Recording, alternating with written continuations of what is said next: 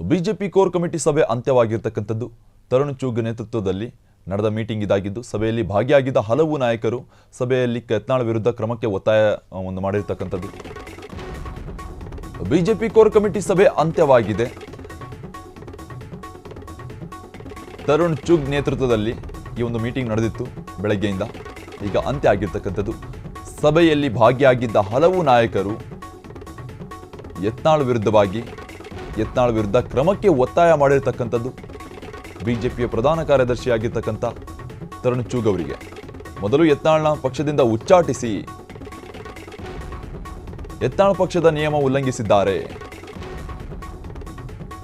ಶಾಸಕರು, ಪದಾಧಿಕಾರಿಗಳು, ಜಿಲ್ಲಾಧ್ಯಕ್ಷರಿಂದ ಮನವಿ ಮಾಡಿಕೊಳ್ಳಲಾಗಿರ್ತಕ್ಕಂಥದ್ದು ಯತ್ನಾಳ್ ಅವರನ್ನು ಉಚ್ಚಾಟನೆ ಮಾಡೋದಕ್ಕೆ.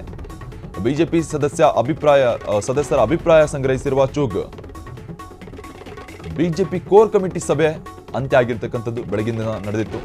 ರಾಜ್ಯಕ್ಕೆ ತರುಣ್ ಚೂಗ್ ಅವರು ಈ ಒಂದು ಮೀಟಿಂಗ್ ಸಲುವಾಗಿ ಆಗಮನ ಕೊಟ್ಟಿದ್ರು.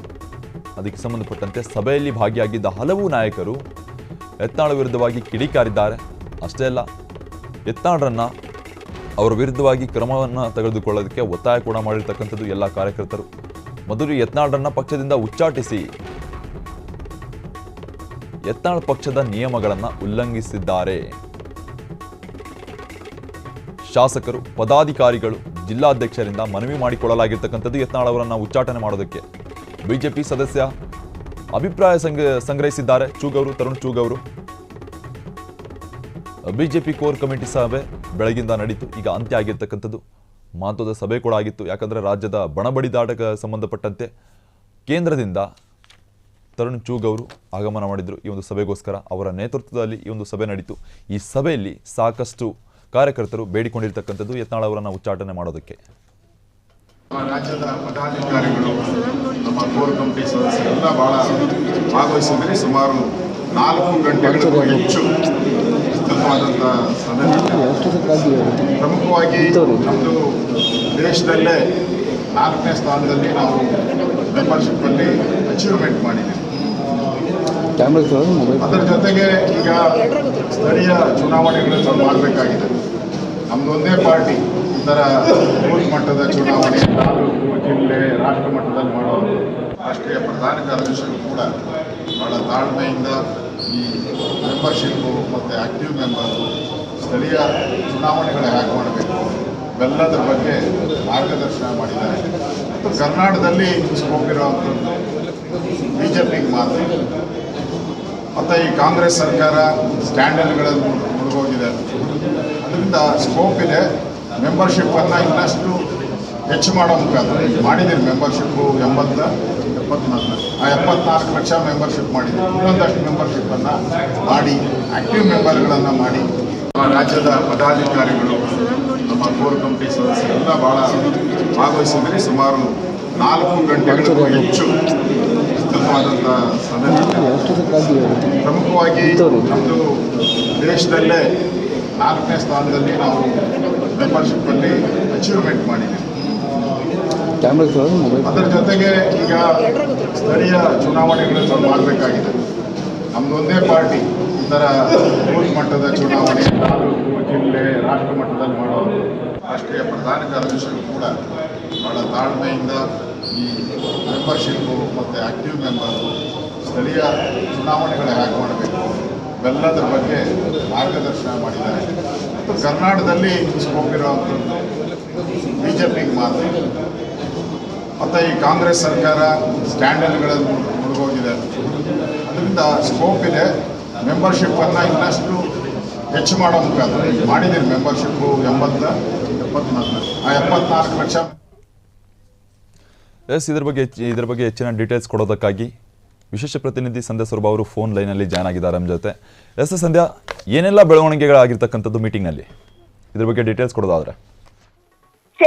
ಪ್ರಮುಖವಾಗಿ ಪಕ್ಷ ಸಂಘಟನೆ ಪರವಾನಗಿ ಒಂದು ಸಭೆ ಮಲ್ಲೇಶ್ವರನ ಬಿಜೆಪಿ ಕಚೇರಿಯಾಗತ್ತೆ. ಅದ್ರ ಬಳಿಕ ಕೋರ್ ಕಮಿಟಿ ಸಭೆ ಆಗತ್ತೆ. ಯಾಕಂದ್ರೆ ಅವ್ರು 1 ಕೋಟಿ ಟಾರ್ಗೆಟ್ 1 ಕೋಟಿ ನೋಂದಣಿಯನ್ನ ಮಾಡ್ಕೋಬೇಕು ಅನ್ನೋ ನಿಟ್ಟಿನಲ್ಲಿ ಇರುವಂತ ಟಾರ್ಗೆಟ್ ಈಗ ಕಡಿಮೆ ಆಗಿದೆ. ಯಾಕಂದ್ರೆ ಅದು ಯತ್ನಾಳ್ ಮತ್ತೆ ವಿಜೇಂದ್ರ ಬಣದ ನಡುವಿನ ಕಿತ್ತಾಟದಿಂದಾಗಿ ಅವರ ಪಕ್ಷದ ನೋಂದಣಿ ಕೂಡ ಕಡಿಮೆ ಆಗಿದೆ.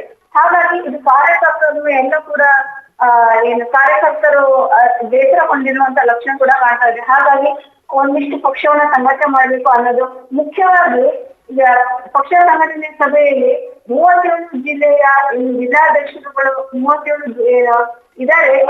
ಎಲ್ಲ ಜಿಲ್ಲೆಯ ಅಧ್ಯಕ್ಷರು ಮತ್ತು 37 ಮುಖಂಡರು ಏನಿದ್ದಾರೆ ಅವರು ಎಲ್ಲರೂ ಕೂಡ ಜಿಲ್ಲಾ ಘಟಕಗಳ 33 ಜಿಲ್ಲಾ ಘಟಕಗಳ ಅಧ್ಯಕ್ಷರು ಮತ್ತೆ ಪ್ರಮುಖವಾಗಿ ಈ ಮೀಟಿಂಗಿಗೆ ಬಂದಿದ್ದಂತಹ ಬಿಜೆಪಿ ರಾಷ್ಟ್ರೀಯ ಕಾರ್ಯದರ್ಶಿ ಪ್ರಧಾನ ಕಾರ್ಯದರ್ಶಿ ತರುಣ್ ಚುಗ್ ಅವರು ಒಂದು ಮನವಿ ಪತ್ರವನ್ನ ಮೆಮೊರೇಂಡಮ್ನ ಕೊಡ್ತಾರೆ, ಸಹಿ ಮಾಡಿ ಯತ್ನಾಳ್ ಉಚ್ಚಾಟನೆಯನ್ನು ಮಾಡಲೇಬೇಕು, ನೀವು ಯತ್ನಾಳ್ ಉಚ್ಚಾಟನೆ ಮಾಡದೇ ಇದ್ರೆ ಪಕ್ಷದ ಸಂಘಟನೆ ಆಗಲ್ಲ. ಹಾಗಾಗಿ ವಿಜಯೇಂದ್ರ ಅವರು ರಾಜ್ಯಾಧ್ಯಕ್ಷರು ವಿಜಯೇಂದ್ರ ಅವರ ಬಗ್ಗೆ ಮಾತನಾಡೋದಾಗ್ಲಿ ಬಿಜೆಪಿ ಮಾಜಿ ಸಿಎಂ ಯಡಿಯೂರಪ್ಪ ಬಗ್ಗೆ ಮಾತನಾಡೋದು ಅದು ಸಲ್ಲ, ಅವರೇ ಕೂಡ ಕಟ್ಟಿದಂತ ಪಕ್ಷ ಇದು. ಹಾಗಾಗಿ ಈಗ ಒಂದಿರುವಂತ ಯತ್ನ ಅಲ್ಲಿ ಇಲ್ಲಿ ಸ್ಟೇಟ್ಮೆಂಟ್ ಅನ್ನ ಕೊಡ್ತಾರೆ, ಯಾರೇ ಕೂಡ ಇಂದು ಸ್ಟೇಟ್ಮೆಂಟ್ ಗಳನ್ನ ಕೊಡಬಾರ್ದು, ಪಕ್ಷದ ಚೌಕಟ್ಟಿನ ಒಳಗೆ ನಡ್ಕೋಬೇಕು. ಪಕ್ಷದ ಚೌಕಟ್ಟನ್ನ ಮೀರಿ ಅದು ಯತ್ನಾಳಾಗಿರ್ಲಿ ಯತ್ನಾಳ್ ಬಣದ ಜೊತೆ ಗುರುತಿಸಿಕೊಂಡಿರುವ ನಾಯಕರು ಅವುಗಳಾಗಿರ್ಲಿ, ಅದು ರಮೇಶ್ ಜಾರಕಿಹೊಳಿ ಇರ್ಬೋದು, ಕುಮಾರಸ್ವಾಮಿ ಇರ್ಬೋದು, ಯಾರೇ ಆಗಿರ್ಬೋದು, ಅವರು ಪಕ್ಷದ ಚೌಕಟ್ಟಿನ ಒಳಗೆ ಇರಬೇಕು.